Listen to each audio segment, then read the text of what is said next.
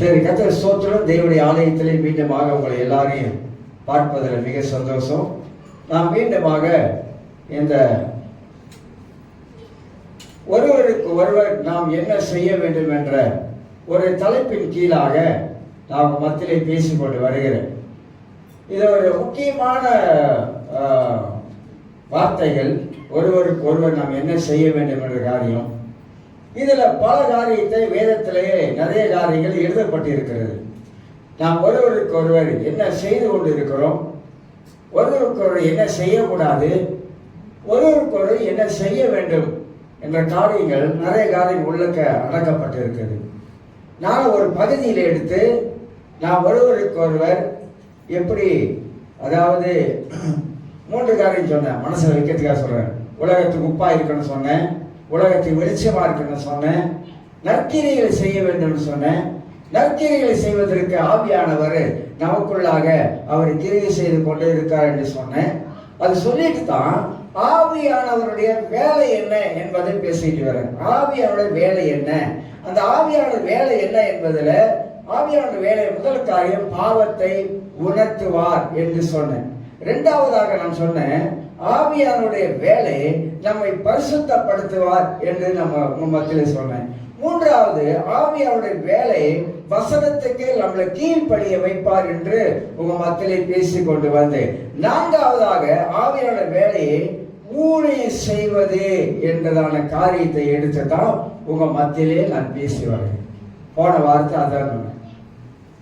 ஒரு சமயம் தினகரன் ஐயா தன்னுடைய ஊழியத்தில் அவர் சொல்லிக் கொண்டு இருக்கும் பொழுது, ஊழியத்தில் ரொம்ப ஆரம்ப காலங்களில் அவர் பேங்க்ல வேலை செஞ்சவர். அதனால வேலை செய்து கொண்டே ஊழியம் செய்தார். அப்படி ஊழியம் செய்யும் பொழுது பயங்கரமான கஷ்டம், பண கஷ்டம், பயங்கரமான கஷ்டம். அந்த சமயத்தில் அவர் தேவனுக்காக தேவனுடைய ஊழியத்தை செய்து வந்தார். அப்போது ஒரு நாள் கிறிஸ்துமஸ் வந்ததாம். கிறிஸ்துமஸ் வரும்போது கையில பணம் இல்லாத ஒரு சூழ்நிலை. அந்த சூழ்நிலையில அவர் ஜெபிக்கும் பொழுது தேவதூதன் பெரிய ஒரு வீணை எடுத்துட்டு அந்த வீணையை வாசிச்சு விட்டு ஒரு பாட்டு பாடினார். அப்படியே அப்ப அவர் சொன்னா, தேவதூதன் சொன்னானா, உன்னுடைய பழைய பெட்டி ஒன்று வச்சிருக்கல, அந்த பழைய பெட்டியை திறந்து பாரு, அதுக்குள்ள பணம் இருக்கு அப்படின்னு சொல்லிட்டு. இவர் நினைச்சாராம், இந்த பழைய பெட்டிக்குள்ள என்ன இருக்கு, நான் ஒரு பணத்தை உள்ள வைக்கவே கிடையாது அப்படின்னு சொல்லிட்டு அந்த பழைய பெட்டியை திறந்து பார்த்தாராம். திறந்து ஒரு 3-4 உடுப்பு தான் வச்சிருப்பாங்க. அதை தூக்கி பார்க்கும் பொழுது புதிய கரன்சி நோட்டு உள்ள இருக்கும். ஸோ அதனால ஊழியத்தின் பாதையிலே ஒரு ஊழியக்காரன் பணத்தை நம்பி வாழவே கூடாது. ஊழியத்தின் பாதையிலே ஊழியத்துக்காக அழைத்த கர்த்தர் அவர் நிச்சயமாக எந்த விதத்திலேயாவது அவர் நடத்துவார். பல விதங்களில் கர்த்தர் அவர் நடத்துவார். ஊழியக்காரன் எப்பொழுதுமே தேவனை தான் சார்ந்து வைக்கணும். ஊழியக்காரன் எப்பொழுதுதான் தேவனை நோக்கி தான் பார்க்க வேண்டும். ஊழியக்காரன் எப்போதும் மனிதனை சார்ந்து வாழக்கூடாது. ஊழியக்காரன் எப்போதும் தேவனை சார்ந்தே வாழ பழகி கொள்ள வேண்டும். அழைத்தவர் உண்மை உள்ளவர், வாக்கு மாறாதவர், கைவிடாதவர், நடத்துகிற ஆண்டவர். பைபிளை நம்ம நன்றாக வாசிக்கும் போது ஆதி அப்போஸ்தலர் காலங்களிலே அப்போஸ்தலர்கள் கடந்து போன பாதை எல்லாம் கரடு முரடான பாதைகள். அப்போஸ்தலர்கள் செய்த ஊழியம் எல்லாம் எதிர்ப்பின் ஊழியங்கள். இயேசு உலகத்தில் இருந்த பொழுது அவருக்கு பயங்கரமான எதிர்ப்புகள் வந்தது. அந்த எதிர்ப்பின் மத்தியில தான் இயேசு ஊழியத்தை செய்து வந்தார் என்பதை நாம் பார்க்கிறோம். இயேசு எப்படி உலகத்தில் இருந்த பொழுது அந்த எதிர்ப்பின் மத்தியிலே தேவனுடைய ராஜ்யத்தின் சுவிசேஷத்தை வந்திருக்கிற மக்களுக்கு பிரசங்கித்தார்கள். அவருடைய ராஜ்யம் இந்த உலகத்தில் ஸ்தாபிக்கப்பட வேண்டும். தேவனுடைய ராஜ்யம், ராஜ்யம் என்பது பரலோக ராஜ்யம் என்பது வேற, நமக்குள்ளாக இருக்கிற ராஜ்யம் என்பது வேற. இந்த உலகத்திலே ஒரு ராஜ்யத்தை கட்டுவது என்பது வேற. ஆண்டவர் விரும்புவதெல்லாம் அறுவடை, ஆத்மா அறுவடை, ஆத்மாக்களை தேவனுடைய ராஜ்யத்துக்குள்ளாக கொண்டு வர வேண்டும். அதைத்தான் ஆண்டவர் அதிகமாக விரும்பினார். காரணம், அதற்காகவே இயேசு இந்த உலகத்தில் இறங்கி வந்தார். நமக்கு ஒரு ஆத்ம பாரம் இருக்க வேண்டும். அதான் மத்திய புஸ்தகத்துல நான் வாசிக்கும் போது ஆண்டவர் சொல்றாரு, அதாவது இஸ்ரவேல் மக்களை பார்த்து, அதாவது அவர் தேவன் அந்த மக்கள் மேல மனதுருகினாராம். மேய்ப்பன் இல்லாத ஆடுகளை போல இருக்கிற இஸ்ரவேல் மக்களை பார்த்து மனதுருகினாராம். அல்பா மிகுதி, ஆட்களை கொஞ்சம். வேலைக்கு ஆட்களை ஆண்டவரை தேர்ந்தெடுக்கிறார். அவருடைய சேவைக்காக, அவருடைய ஊழியத்துக்காக. இந்த காரியத்தை கொஞ்சம் மனதில் நீங்க சிந்திக்க கூடும் என்றால், நாம் எல்லாருமாக இந்த உலகத்துல ரசிக்கப்பட்டதோடு நம்ம நின்று போகல. இந்த உலகத்துல ஆண்டவருக்காக ஒரு சேவை செய்கிறோம், தேவனுக்காக ஒரு பணிவிடை செய்கிறோம். ஆண்டவர் மோசையை பார்த்து சொன்னார், என் தாசனாகிய மோசே அப்படின்னாரு. மூல வார்த்தையில, எபிரேய வார்த்தையில என் வேலைக்காரனாகிய மோசே. நம்மெல்லாம் ஊழியக்காரன் பேர் வச்சிருக்காங்க, பாஸ்டர்னு பேர் வச்சிருக்காங்க, ரெவரர்னு பேர் வச்சிருக்காங்க. எல்லாம் உலகத்தின் மத்தியில இருப்பதற்காக வச்சாங்க. எல்லாம் நல்லதுதான், அதெல்லாம் தப்புன்னு சொல்ல வரல. ஆனா உண்மையாகவே பார்த்தா நீங்களும் நானும் வேலைக்காரன், ஆண்டவருக்கு வேலைக்காரன். இப்ப இப்படி யோசித்து பாருங்களேன், நம்ம ஆண்டவருக்கு வேலைக்காரனா இருப்பதில் எவ்வளவு சந்தோஷம், எவ்வளவு மகிழ்ச்சி. வேற ஏதோ ஒரு பதவியில நம்ம இருக்கிறத விட ஒரு வேலைக்காரனாக, யார் கேட்டாலும் நான் ஆண்டவருக்கு வேலைக்காரங்க, அவர் என்ன சொல்றாரோ அந்த வேலையை செய்வதற்காக என்னை ஆண்டவர் பிரதானமாக இந்த அழைத்து இருக்கிறாரு. உலகத்தில் எவ்வளவு பேர் இருந்தாலும், ஆனா கர்த்தர் என்னை அற்புதமாக குறிப்பிட்ட அந்த வேலைக்காக என்னை அழைச்சிருக்காரு. அதுக்கு நான் நன்றி சொல்றோம். அது சின்ன வேலையோ பெரிய வேலையோ, எந்த வேலையா இருந்தாலும் செய்யலாம். நாம் செய்ய வேலை அது ஆண்டவரை மகிமைப்படுத்தக்கூடியதாய் காணப்பட வேண்டும். கொலோசியர் 23:24 வசனத்துல வசனம் அழகா சொல்லுகிறது, எதை செய்தாலும், எந்த காரியம் செய்தாலும், சேர்ச்சை கூட்டினாலும், நாட்களை அடுக்கினாலும், பாத்ரூம் கழுவினாலும், எதை செய்தாலும், ஆண்டவருக்காக எதை செய்தாலும் அது எப்படி செய்யணுமா? மனப்பூர்வமாய், உள்ளத்தின் ஆழத்திலிருந்து மனப்பூர்வமாய் ஆண்டவருக்கு அதை செய்யணுமா? ஒரு தண்ணீர் கொண்டு வச்சாலும் அதை மனப்பூர்வமா நாம் செய்ய வேண்டும். சின்ன ஊழியமோ பெரிய ஊழியமோ ஆண்டவருக்கு கணக்கு கிடையாது. நாம் செய்கிற ஊழியத்திலே நாம் ஆண்டவருக்கு மனப்பூர்வமான ஒரு ஊழியத்தை செய்யக்கூடியவங்களா இருக்கணும். அதுதான் தேவன் விரும்புகிறார். அப்ப இந்த ஊழியம் என்பது ஒரு சாதாரணமான வேலை அல்ல. ஆண்டவரே நமக்கு கொடுக்கப்பட்ட இந்த ஊழியத்துல நம்ம உண்மையா இருக்கணும். நான் அந்த காலத்துல விசுவாசியா இருக்கும்போது சேர்ச்சை பெருக்கி கூட்டி எடுத்துட்டு நாற்காலி எல்லாம் அடிக்க வைப்பேன், டாய்லெட் எல்லாம் சுத்தமா கழுவேன். அதை நான் செய்து கொண்டே இருந்தேன். அதுல இருந்து தான் கர்த்தர் என்னை ஊழியத்துக்கு அழைச்சார். அதாவது டாய்லெட் கழுவுறது கேவலமா நான் நினைக்கல. சில பேர் டாய்லெட் கழுவுறது கேவலமா நினைப்பாங்க. ஒருத்தர் அப்பதான் இருந்தாரு, அவர் சொன்னாரு, காணிக்கை எடுங்க அப்படின்னு சொல்லி பேர் போட்டு காணிக்கை எடுத்தா, ஓ காணிக்கை நான் எடுக்க மாட்டேன், என் கௌரவம் குறைஞ்சிருந்தா காணிக்கை எடுக்கிறதுல இருக்காங்க. அப்படி காணிக்கை எடுக்கிறதுல கூட கௌரவம் குறைஞ்சிற ஆள்லாம் இருக்கிறாங்க. நான் காணிக்கை எடுக்கிற ஆளா, நான் காணிக்கை எடுக்கலாமா? அப்படிலாம் மனிதர் மத்தியில இன்னைக்கு கிறிஸ்தவர்கள் நிறைய அப்படி இருக்காங்க. எந்த வேலை செஞ்சாலும் ஆண்டவருக்காக மகிமைப்படும்படியாக, தேவ நாமத்தை உயர்த்தும்படியாகத்தான் தேவனுடைய வேலையை நாம் எல்லாரும் செய்ய வேண்டும் என்பதை குறித்து நாம் அறிந்து கொள்ள வேண்டும். இதுல இருந்து போன வாரத்துல பவுலை பத்தி நான் சொல்லிக்கொண்டே வந்தேன். பவுலை பத்தி நான் சொல்லும் பொழுது அவர் பட்ட பாடுகள், பட்ட கஷ்டங்கள், பட்ட துன்பங்கள் எல்லாமே 1 கொரிந்தியர் 2 கொரிந்தியர் 11ஆம் அதிகாரத்துல 23 அழகா விளக்கிட்டே வர. இப்ப உங்களுக்கு ஒரு 8 காரியத்தை நான் மனதை உங்களுக்கு முன்னால் வைக்க பிரயாசப்படுகிறேன். 8 காரியங்கள். பிலிப்பியர் 2ஆம் அதிகாரத்தில் இந்த ஊழியத்தினுடைய மகத்துவத்தையும் ஊழியத்தினுடைய உண்மையையும் நாம அறிந்து கொள்ள வேண்டும். ஊழியம் என்பது ஏதோ ஒரு கர்த்தர் கொடுத்துட்டாரு என்பதல்ல. அது ஒரு உண்மைத்துவம் வாய்ந்தது. உண்மைத்துவம், ஃபேத்ஃபுல்னஸ் இருக்கணும், அதில் இன்டெகிரிட்டி இருக்கணும். வாசிக்கிறேன், பிலிப்பியர் 2ஆம் அதிகாரம் 20ஆம் வசனத்தை வாசிக்கிறேன். அது என்னவென்றால், உங்கள் காரியங்களை உண்மையாய் விசாரிப்பதற்கு என்னை போல மனதுள்ளவன் அவனே என்று வேறொருவன் என்னிடத்தில் இல்லை. பவுலுக்கு கீழே தீமோத்தி இருந்தார்.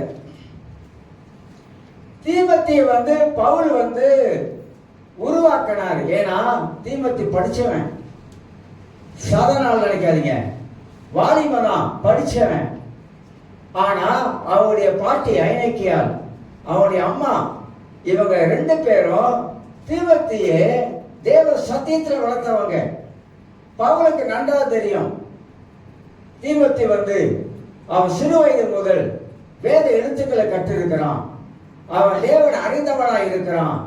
அதோட பவுல் நிப்பாட்டி விடாதபடி அவனை உருவாக்குவதற்கு பவுல் பல முயற்சிகளை எடுத்து தீமோத்திக்கு உதவியாக இருந்தார் என்பதை இங்க நான் பார்க்கிறோம். பவுல் பாருங்க, அவர் கீழே இருக்கிற ஊழியர்களை, அதாவது இப்படி சொன்னாக்கா, பவுல் ஒரு சீனியர் மேன், படிச்ச மனிதன், சாதாரணமான படிச்ச மனிதன் அல்ல. கிரேக்க மொழியை தத்துவ மொழியாக இலக்கண வடிவில் படிச்சாரு. அப்ப யோசிச்சு பாருங்க, யாரு இலக்கண வடிவில் கிரேக்க மொழியை படிச்சாரு. ஏன்னா அந்த காலத்துல மகா அலெக்சாண்டர் கிரேக்க மொழியை கொண்டு வந்தான். கிரேக்க மொழியை கொண்டு அந்த அலெக்சாண்ட்ரா பட்டணம் முழுவதுமாக கிரேக்க மொழியை பரப்பினவன். அதனால கிரேக்கர்கள் கிரேக்க மொழியை யூதர்களும் கட்டறிந்திருந்தாங்க அந்த காலத்துல. அப்ப பவுல் அப்பேற்பட்ட ஒரு படிச்ச மனிதன்.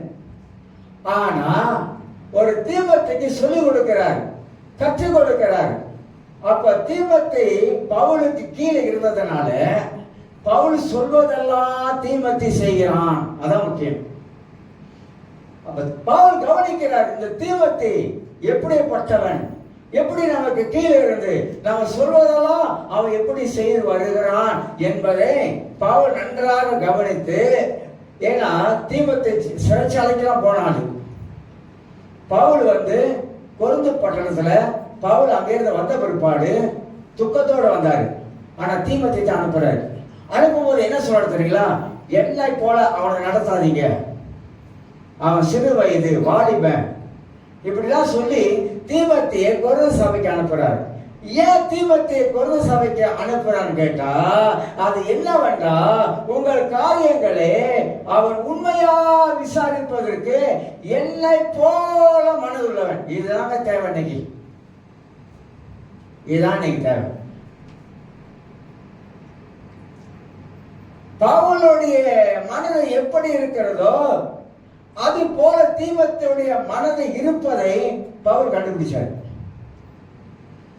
ஊழியத்துல நம்ம அடையாளம் பார்க்கிற காரியமும் உண்டு. இந்த தீமோத்தி எப்படி உண்மை உள்ளவனா இருக்கிறான் என்பதை பவுல் அடையாளம் பிடிச்சார். உண்மை உள்ளவனுக்கு தேவன் எப்போதுமே துணை நிற்பார். நான் அடிக்கடி சொல்லுவேன், ஊழியத்துல எப்போதுமே உண்மையாய் வாழ பழகிக்கணும். ஊழியத்துல நான் ஊழியம் செய்யும் பொழுது நான் பொய் பேச ஆரம்பித்தா அந்த பொய் மதிப்பு நம்ம மதிப்பை கெடுத்துரும். ஆனா ஊழிய பாதையில போகும்போது ஆண்டவருக்காக நாம உண்மையாக நிற்கும் போது ஆண்டவர உண்மத்துவத்தை அறிந்து கொஞ்சத்திலே உண்மை உள்ளவனை ஆண்டவர் அநேக காரியத்தை அதிகாரியை வைப்பார். ஆண்டவர் ஒவ்வொரு மனிதனுக்குள்ளையும் அந்த உண்மத்துவத்தை எதிர்பார்க்கிறவராயிருக்க. பைபிள் நல்லா வாசித்து பாருங்க. நமக்குள்ள ஒரு மனசாட்சி இருக்கு. எனக்கு பொய் பேச வராது, வீட்டில் கண்டுபிடிச்சிருவாங்க. எப்படியாவது கொஞ்சம் பார்த்து பேசலாம் பார்த்தா எனக்கு வராது, சிரிச்சிடுவேன். ஏன் அப்படின்னாக்கா, அந்த பொய் பேசுவதனால நம்முடைய வாழ்க்கையில இந்த பொய் என்ற ஒரு காரியம் உள்ள வந்துருச்சுன்னா, வாழ்க்கை முழுதும் நம்ம வாழ்க்கையில பொய் பேச துணிகரமா போய் பேசிடுவோம். அதனால அதெல்லாம் நம்ம தவிர்த்துறது. ஆண்டவரே, என் மனசாட்சி நிமித்தமாக நான் உண்மையை சொல்லுகிறேன், உண்மையை பேசுகிறேன், உண்மையாய் வாழ்வோம். உலகத்தில் இருக்கிற வரைக்கும் கடவுளுக்காக உண்மையாய் வாழ்வோம். உண்மையா வாழ்ந்து இந்த உலகத்தை விட்டு போயிடும். நாளைக்கு உலகத்தை விட்டு போனா கூட 4 பேர் இறப்பு வீட்டில் கூடி வந்துக்கிட்டு இவன் என்ன வாழ்க்கை வாழலாம் அப்படின்னு சொல்றத விட நல்ல வாழ்க்கை வாழலாம் அப்படின்னு சொல்றதுதான் நமக்கு மேலானது. அதனால பவுல் தீமோத்தேயுவை பார்த்து உண்மையா விசாரிப்பதற்கு என்னை போல மனதுள்ளவன் என்று சொல்லி அனுப்பான். முதல் காரியத்தை என்ன கண்டுபிடிச்சார் பவுல் தீமோத்தேயு கிட்ட? உண்மைத்துவம். அது எல்லாருக்குள்ள இருப்பது அவசியம், நமக்குள்ள இருக்கணும். இரண்டாவது ஒரு காரியத்தை வேதத்தில் உங்களுக்கு வாசித்து காட்டுகிறேன். அதே வசனத்துல பாருங்க, அவனை போல வேறொருவனும் என்னிடத்துல இல்லை. பவுலுக்கு இல்லை யார் இருக்கா? எப்பாப்ராஸ் இருக்காரு, தீத்து இருக்காரு, அப்புறம் ஒனேசிமா கூட இருந்தாரு, இப்படி பல பேர் இருந்தாங்க. ஆனா இவனை போல வேறொருவன் எல்லாம் இருக்கிறாங்க, இவனை மாதிரி இல்லை. அதான் சொல்ல வர்றாரு, இவனை மாதிரி இல்லை. இவன் அந்த மாதிரி உண்மையாய் இருந்தவன், வாழ்ந்தவன் என்று சொல்லி வாசிக்கிறார். மோசேயின் காலத்துல ஒரு யார் இருந்தா? ஜோசுவா இருந்தார். ஏன் ஆண்டவர் ஊர் இருந்தா மற்றவங்களாம் இருந்தாங்க ஜோசுவா கீழே, ஏன் இவங்கெல்லாம் மோசேக்கு அழைச்சது கொண்டாந்து வைக்கல ஆண்டவர்? ஏன் ஜோசுவா வைக்கணும்? என்ன காரணம்?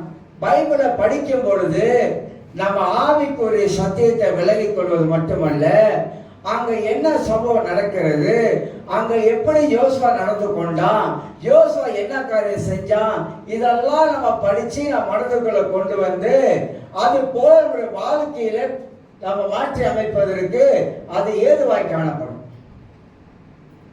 மோசே சொல்றாரு, யோசுவாவே நீ யுத்தத்துக்கு வாப்பா, அமெரிக்கர் வரானுங்க, யுத்தத்துக்கு தலைவன் ஆயிரு. சரி மோசே, சீனியர் பாஸ்டர் மோசே ஒரு சீனியர், ஏகப்பட்ட லட்சக்கணக்கான மக்கள் நடத்திட்டு வர்றாரு, கொஞ்சமான பாடு இல்லை மோசேக்கும். ஆனா யோசுவா கொண்டாந்து வைக்கும் போது சரின்னு சொல்றாரு, யுத்தத்துக்கு தலைவன் அப்படின்ட்டாரு. அது முடிய கையோட உடனே அந்த யுத்தத்து தலைவனுக்கு கீழே இறக்கி இப்ப அடுத்தது கொண்டு போறாரு. எங்க கொண்டு போறாரு? நான் சீனாய் மலைக்கு போனோம், ஆகினால நீ ஆசாரிப்பு கூடாரத்தை காவல் பண்ண அங்க போகும் அப்படின்ட்டாரு.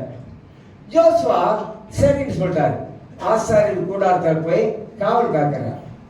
அப்புறம் மோசே சொல்றாரு, நீ என்ன பண்ணு, நான் 40 நாள் சீனாய் மலையில இருப்பேன், நீ மலை அடிவாரத்துல ஜனங்கள் ஆடு மாடுகள் ஜனங்கள் அந்த மலை அடிவாரத்தை தொடாத படிக்கு அங்கே பாதுகாப்பாக.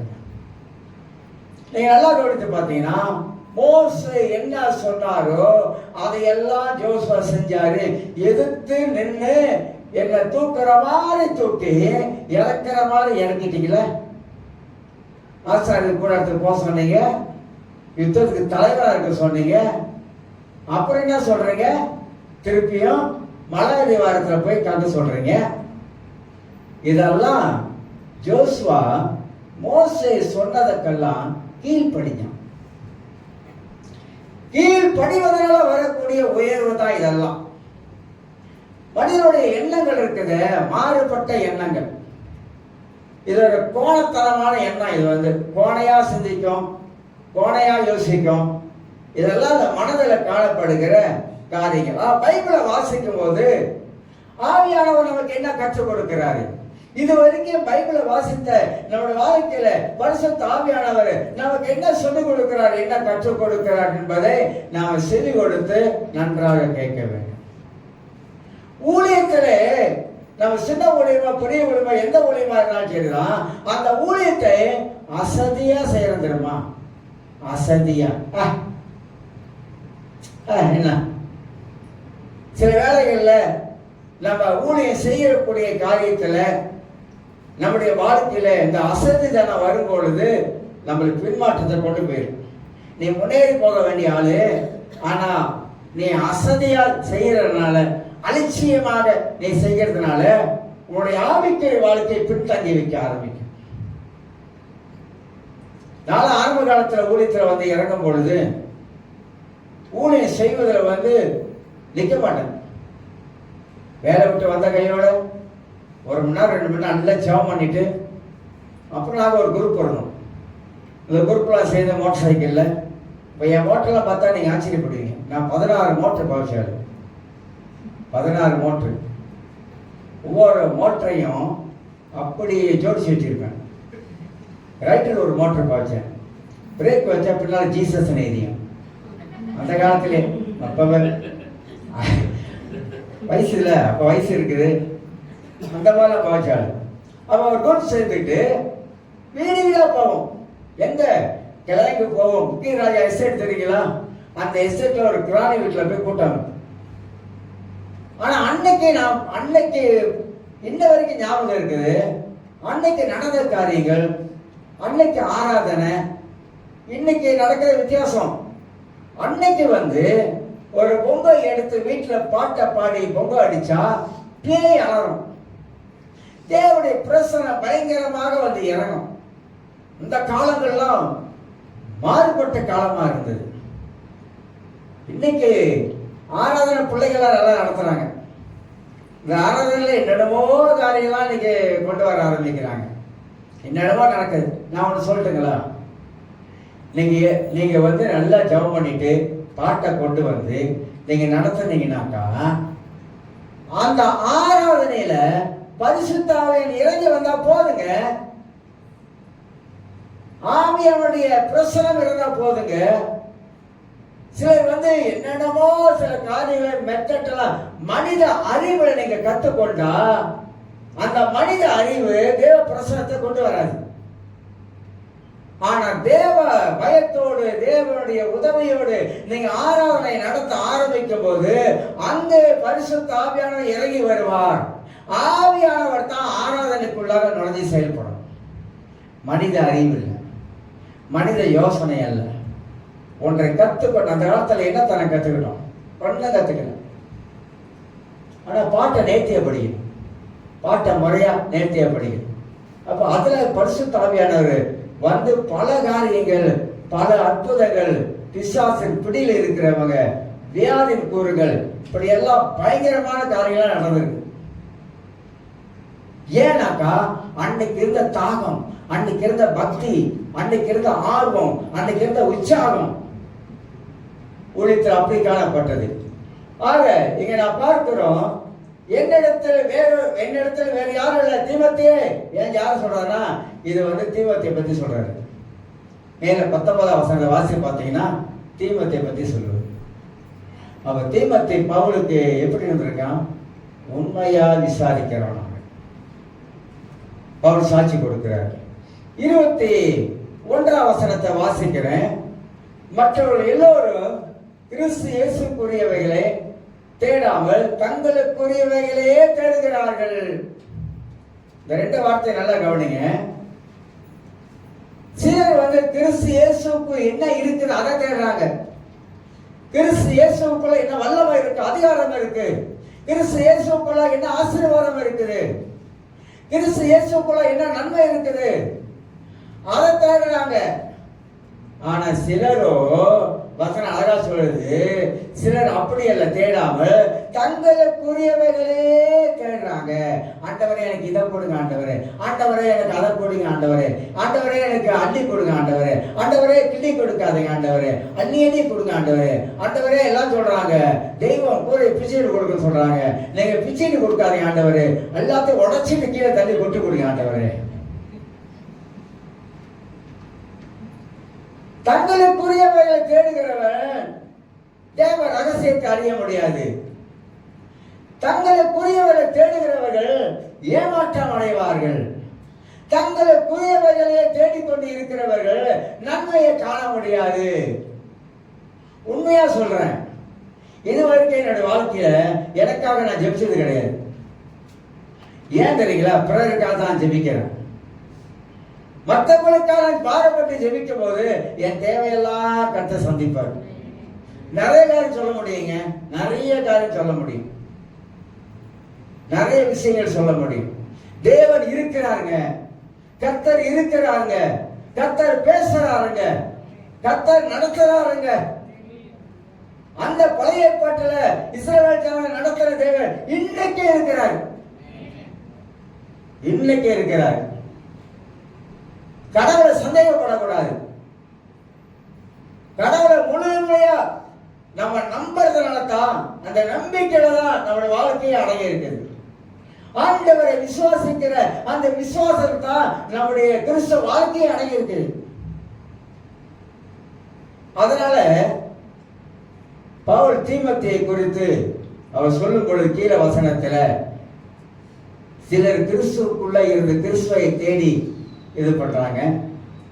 கொலோசியர் 3ஆம் அதிகாரம் 1ஆம் வசனத்துல, மேலானவைகளை தேடுங்க, கீழானவைகள் அல்ல, பூமிக்குரியவைகள் அல்ல, மேலானவைகளை தேடுங்க. மேலானவைகளை ஆண்டவர் என்ன வச்சிருக்க?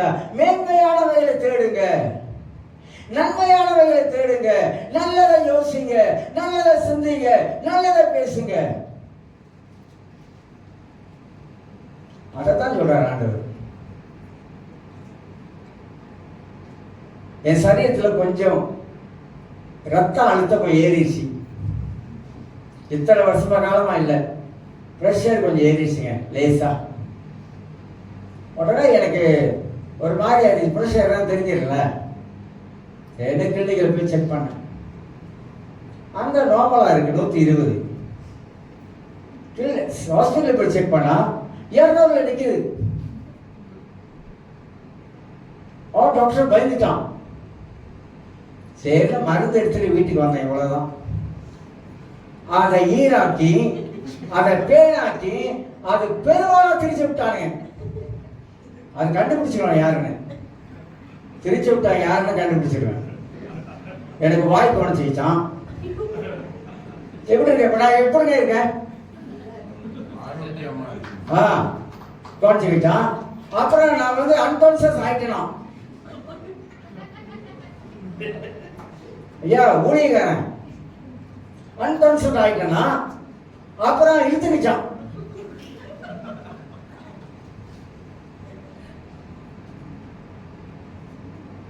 எப்படி எல்லாம் கதை பரப்புறாங்க. இங்க ஓட வைப்பாங்க. நானு ஓடி கேட்டப்ப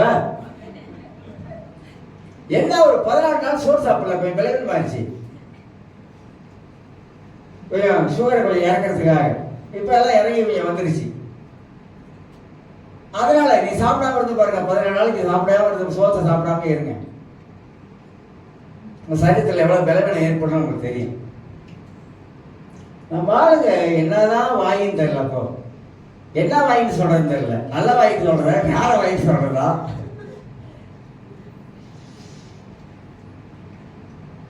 மேலானவைகளை,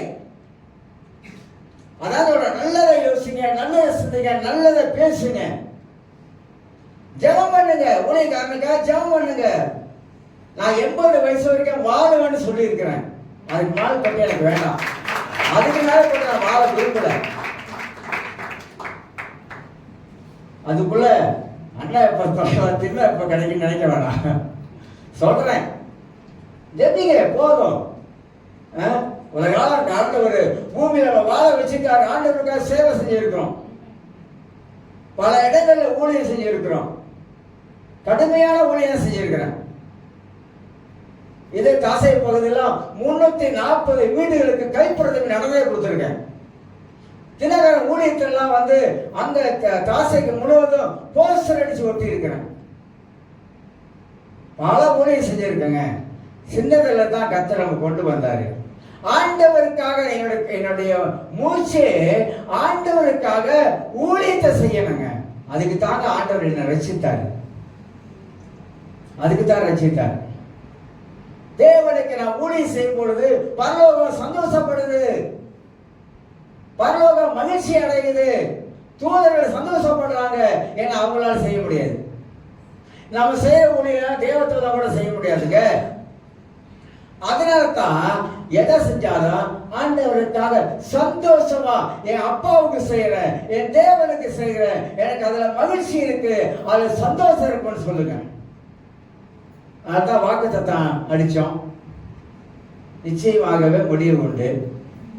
இன்னும் கூட அதை நம்ம போடல. 2 மாசம் முடிய போகுது.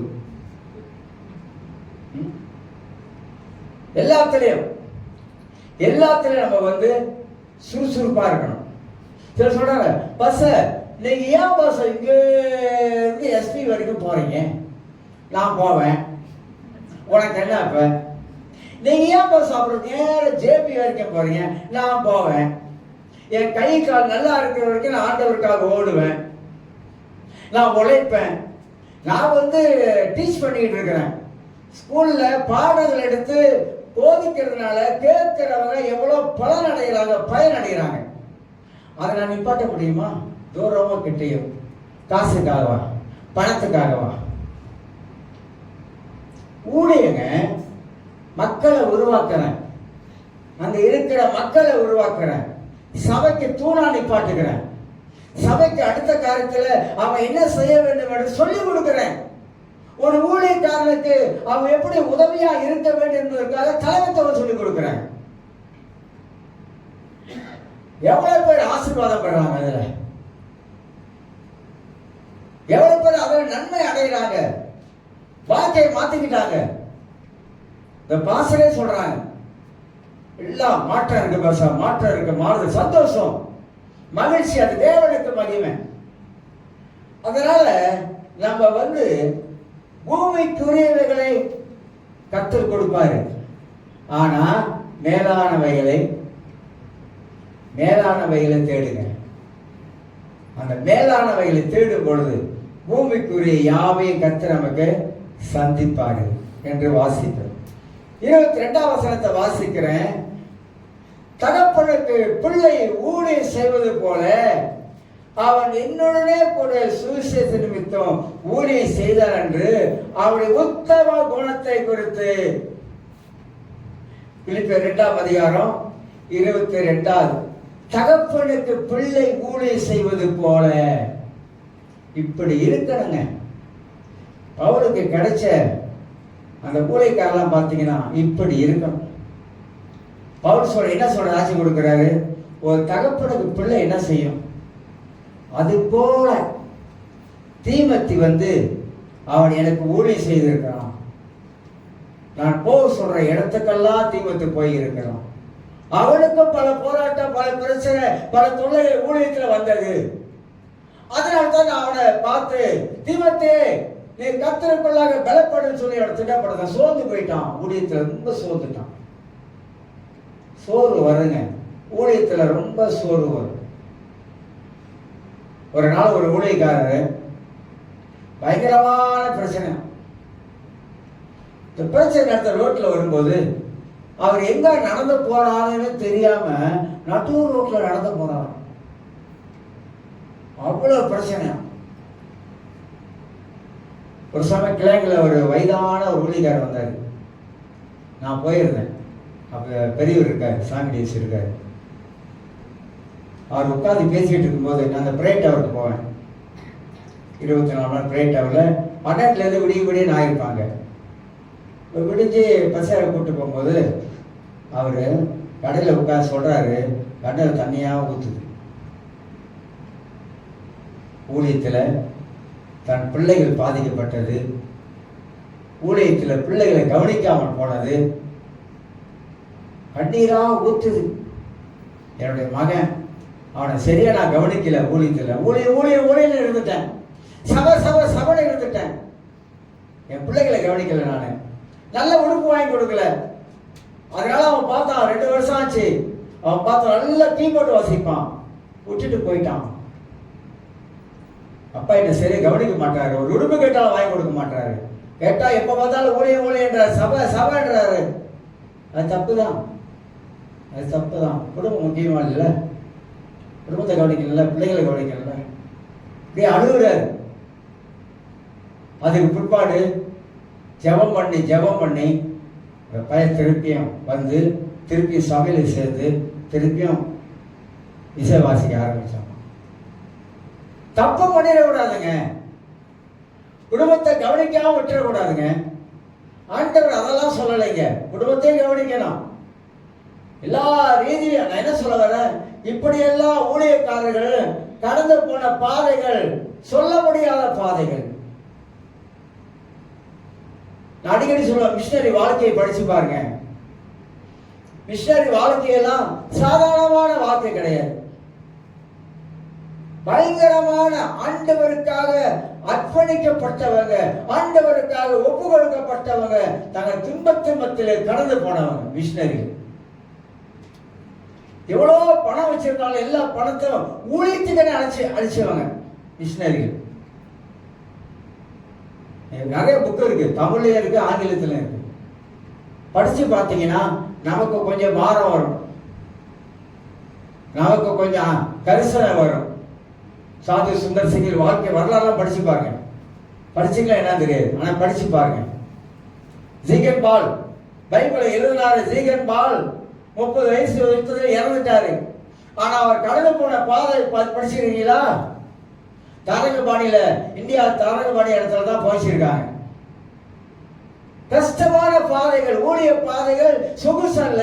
எல்லாம் சொகுச விரும்புறாங்க. சொகுசா இருக்கணும், நல்லா இருக்கணும், நல்ல மோஸ்காரை வாங்கணும், நல்ல 4 மாடி வீடை வாங்கிடணும். எல்லாம் இருக்கட்டும், வச்சுக்கங்க, ஆசீர்வாதம் தான் கர்த்தர் கொடுக்கறதானே. ஆனா அதுல உங்களுடைய போக்கஸ் அதெல்லாம் வைக்காத. அதெல்லாம் கர்த்தர் கொடுத்தா எல்லாத்தையும் அனுபவிங்க, வேணான்னு சொல்லல. ஆனா ஊழியத்தின் பாதையிலே கர்த்தர் அவளை எப்படி கொண்டு போறார் என்பதை அறிந்து கொள்ள வேண்டும். கஷ்டமான சூழ்நிலைகள் மனித வாழ்க்கையில காணப்படுவது அவசியம். சொல்றாரு, அவருடைய உத்தம குணத்தை அறிந்திருக்கிறீர்கள். உத்தம குணம், தீமத்துடைய உண்மையான குணம், உத்தம குணம், அதை பவுல் கண்டுபிடிச்சிருக்கிறார். குணம் முக்கிய ஊழியத்துல. என்னத்தான் நம்ம பெரிய ஆளாக இருந்தாலும், என்னத்தான் அற்புத அடையாளங்களை செய்தாலும், இந்த குணம் இல்லைன்னா எல்லாம் வீண். ஒரு நாள் மாரி சொல்லும், இங்க கேள்விப்பட்டிருப்பீங்க, என்சிஐ வழக்கெல்லாம் பேசியிருக்காரு. நான் போயிருக்கிறேன். பயங்கரமான மனுஷன், பயங்கர டைனமிக்கா பேசுவார். அவர் வந்தாருன்னா இப்படின்னுவாரு, ஏன்னா முகமுடிய கிளின்னுவாரு, அதான் இப்படின்னுவாரு.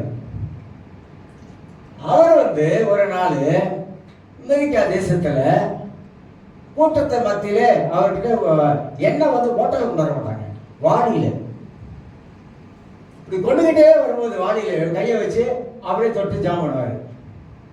கொண்டுகிட்டே வரும்போது இந்த கொண்டு வந்தவன் என்ன பண்ணிட்டான், பக்கத்துல இருக்கிற ஒரு ஆளோட பேச ஆரம்பிச்சிடான். இவர் போயிட்டாரு முன்னுங்க, திரும்பி பார்த்திருக்காரு, ஆளை காணோம். நேரம் என்ன பண்ணிருப்பான்னு நினைக்கிறீங்க?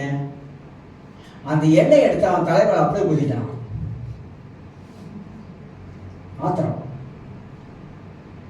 கோபத்துல எண்ணெய் எடுத்து தலையில அப்படியே ஊதிட்டான். குணம் அத்திம பாய், நல்லவனும் கெட்டவனும், குணம் முக்கியம். இந்த குணத்தை மாற்றத்தான் பரிசுத்தாவி நமக்கு கொடுக்கப்பட்டிருக்குது. நல்ல குணம் இருக்கணும். நம்மளை துப்பிடுவாங்க, மூஞ்சில தொடச்சிட்டு இப்பதான் போயிட்டே இருக்கணும். சில துப்புவாங்க, அது இருக்கதான் செய்யும், தொடச்சிக்கணும். கையில 2 கையில வச்சுக்கணும். இங்க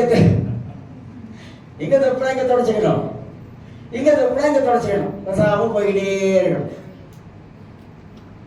ஒரு நாள் வரும், எல்லாத்துக்கும் ஒரு நாள் வரும். அந்த நாள் வரும்போது ஆண்டவர் செம்மறியாட்டை வெள்ளையாட்டையும் தனியா பிரிப்பாரு. ஏன் நான் சொல்றேன், இந்த உலகத்துல நாம எப்படிதான் வாழ்ந்தாலும் ஒரு நாளை கர்த்தர் குறிச்சு வச்சிருக்கிறாரு. பிறக்க ஒரு காலம் உண்டு, இறக்க ஒரு காலம் உண்டு. இல்ல நான் சாகவே மாட்டேன் அப்படின்னாக்கா உன்னை கொண்டாந்து வச்சு உன்னை போல பேயோட நீ தான் பெரிய பொய்யா என்ன சொல்றாங்க. சில பேர் நமக்கு சாவு இல்லைதான், சரீரத்தில் சாவு உண்டு. ஆனா என்றைக்கு நிச்சயமா வாழக்கூடிய ஒரு வாழ்க்கை இருக்கு. எந்த வாழ்க்கை வேண்டும்? இந்த உலக வாழ்க்கை வேண்டுமா? நிச்சயமாக தேவனோடு இருக்கக்கூடிய அந்த வாழ்க்கை வேண்டுமா? இந்த உலக வாழ்க்கை கொஞ்ச காலம்,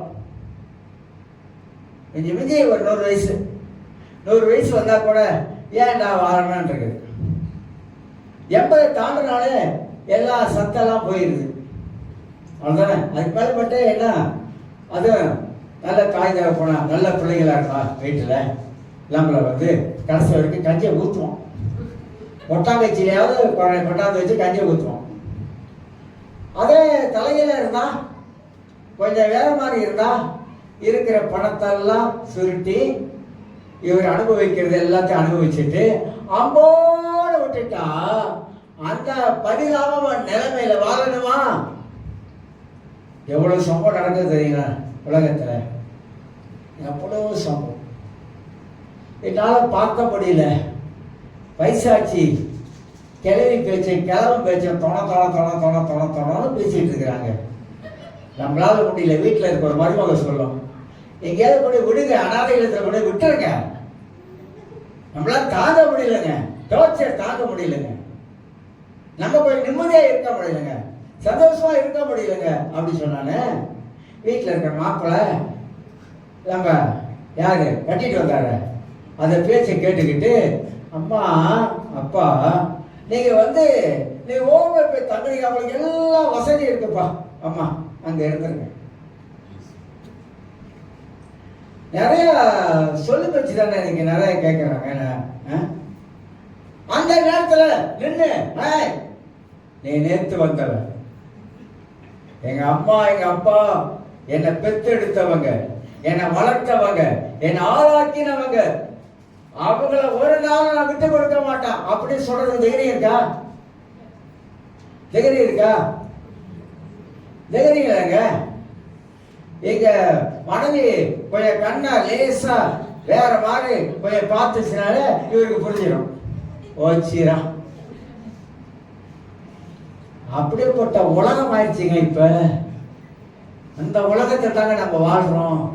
பெத்தெடுத்த தாய் தகப்பனை உன குழந்தையா இருக்கும்போது பெத்தெடுத்து பால் ஊட்டி சீராட்டி, வியாதியா இருக்கும்போது காய்ச்சலா இருக்கும்போது ஹாஸ்பிட்டல்ல லீவ் எடுத்து உட்கார்ந்து இப்படிலாம் பார்த்து வளர்த்த, படிக்க வச்சு ஆளாக்கி, கொஞ்சம் நீ தலையை தூக்குன பிற்பாடு, கல்யாணம் கட்டின பிற்பாடு, கல்யாணத்தை அவங்க தான் கட்டி வைக்கிறாங்க, காசை போட்டு பணத்தை போட்டு எல்லாம் என் பிள்ளை நல்லா இருக்குன்னு சொல்லி கல்யாணம் பண்ணி வச்ச பிற்பாடு கொஞ்ச நாள் சென்ற பிற்பாடு மறுபக வேலையை காட்டும். எல்லா வித்தையும் மருமக தான் எல்லா வித்தையும் காட்டிடும். பார்த்துருங்களா? அப்புறம் வீட்டில் இருக்கிற பாட்டி சொல்லுவாங்க, எல்லா தலைவாணி மந்திரம் போட்டாலும் தெரியல, நல்லா இருந்த என் பையன் மாறிட்டான். நல்லா இருந்த பையன் என்ன தலைவாணி மந்திரம் போட்டாலும் தெரியல அப்படின்னு. கிறிஸ்தவங்க யாராவது உங்க தாய் தகப்பனுக்கு நீங்க கேட்காம, உங்க தாய் தகப்பனை மதிக்காம, உங்க தாய் தகப்பனை ஆசீர்வதிக்காம, உங்க தாய் தகப்பனை சொல்லி கேட்காம நீங்க அப்படி செஞ்சீங்கன்னா, உங்க தாய் தகப்பனை நீங்க திட்டனீங்கன்னா, ஏசுனீங்கன்னா, நான் சொல்லலைங்க, பைபிள் சொல்லுது. பிள்ளைகளே நீங்க வாழ்ந்து இருக்கணுமா? ஆசீர்வாதமா இருக்கணுமா? உங்க தாய் தகப்பனை நல்லா பார்த்துங்க, கண் கலங்காம பார்த்துக்கங்க, சந்தோஷமா வச்சுக்கங்க. அது பெரிய ஒரு ஆசீர்வாதமாக நமக்கு காணும். உத்தம குணம், உத்தம குணம், உண்மை உள்ள குணம். குணத்தை உண்மையா வெளிப்படுத்தணும். ஒரு ஆளை நேசிக்கிறனா உண்மையா நேசி. சில போலியான வேசனம் வேணாம், உண்மையா நேசி. உண்மையா சிரிக்கிறியா? உண்மையா சிரி. வெளியே விட அப்படி சிரிச்சுட்டு அந்த பின்னால போனான எங்க மனசாட்சியை பேசும். உண்மையா நேசிக்கிற, உண்மையா பழகணும். அதுதான். சில கட்டி பிடிச்ச ஒரு முத்தம் கொடுப்பாங்க, உண்மையா முத்தம் கொடு. போலி முத்தம் வேண்டாம். பைபிளே முத்தத்துல பல முத்தம் இருக்கு. யூதாஸ் காரியர் இயேசுவை முத்தம் கொடுத்தான். அது என்ன முத்தம்? உண்மையா செய்வாங்க, கொஞ்ச கால வாழ்க்கை, எல்லாரோட சமாதானமா சந்தோஷமா ஒருத்தருக்கு ஒருத்தர் கையை கொடுத்து கிறிஸ்துவின் அன்பை நம்ம தாங்க நமக்குள்ள வெளிப்படுத்தணும். அதனால ஊழியத்திலே பவுல் தீமோத்தேயுவை எந்த அளவுக்கு சாட்சி சொல்றாரு பாருங்க. அவனோட கூட இருந்த தீமோத்தேயு எப்படிப்பட்டவன் என்பதை தீமோத்தேயு கண்டுபிடிச்சான். அதுதான் உண்மை. ஆக ஊழியம் என்பது நம்ம நினைக்கிற மாதிரி இல்லைங்க. ஊழியம் என்பது நம்ம சிந்திக்கிற மாதிரி இல்லை. ஊழியம் என்பது கடவுளுடையது. வேலைக்காரன், நம்ம எல்லாம் வேலைக்காரன். என்னைக்கு நினைச்சுக்கிறோம் நான் வேலைக்காரன், தேவனுக்கு ஒரு வேலைக்காரன், ஒரு வேலையை செய்கிறேன், என் ஆண்டவருக்கு என் அப்பாவுக்கு ஒரு வேலையை செய்கிறேன். அந்த வேலை உண்மையான வேலையை நான் செய்கிறேன், மனப்பூர்வமா செய்கிறேன், சந்தோஷமா செய்கிறேன். எல்லாரும் எழுதுங்க. சோத்திரம் ஆண்டவரே, நன்றியோடு துதிக்கிறோம் அப்பா.